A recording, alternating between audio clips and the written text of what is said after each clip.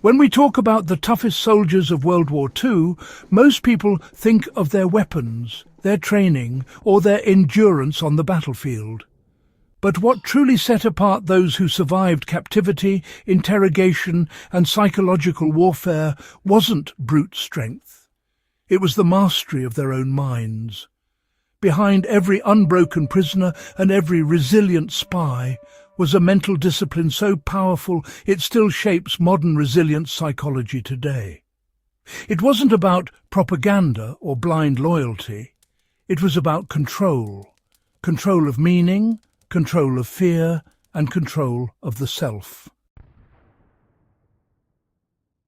In the chaos of war, the strongest weapon wasn't a rifle or a grenade. It was the ability to stay calm when everything else was falling apart. During the Second World War, psychological endurance became as vital as ammunition. The British Special Operations Executive and the American OSS discovered early on that even elite recruits could shatter under isolation, torture, or relentless stress.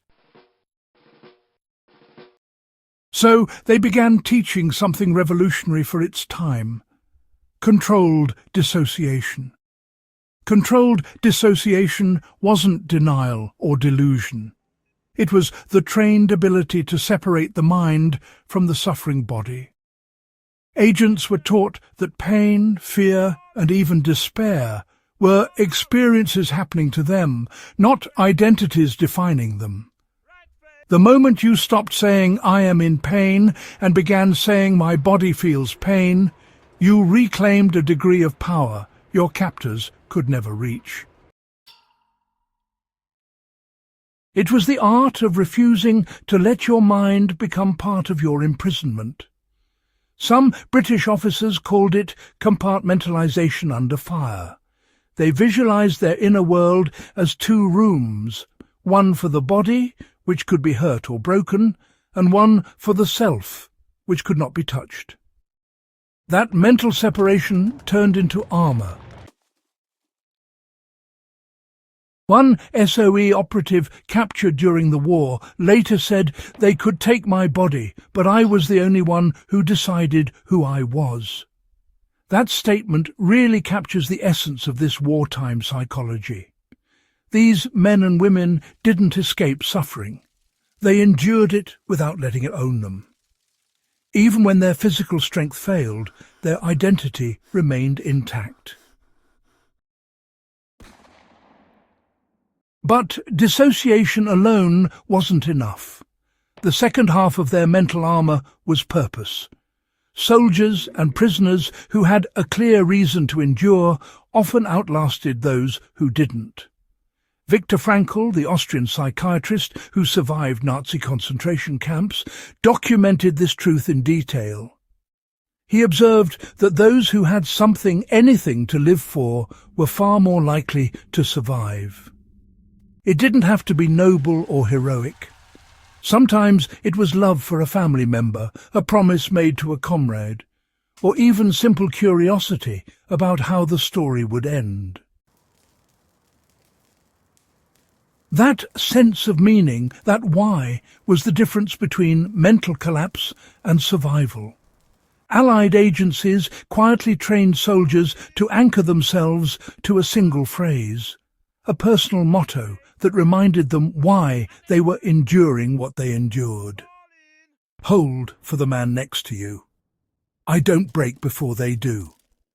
Stay human.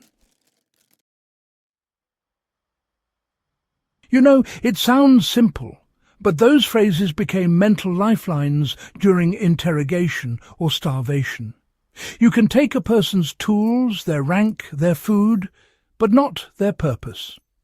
Today, psychologists call this logotherapy, resilience built on meaning.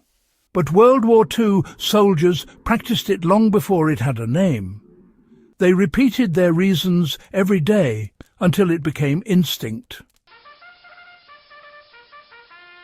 The third pillar of the unbreakable mindset was a radical redefinition of fear.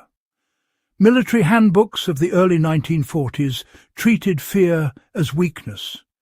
But the most successful units, the commandos, the scouts, the saboteurs, learned that fear wasn't an enemy. It was information. Instead of suppressing fear, they reframed it. Fear meant readiness. Fear meant awareness. In training camps, instructors told recruits, "If you're scared, good. It means you're awake." That one sentence changed everything. By linking fear to alertness instead of failure, soldiers rewired their nervous systems.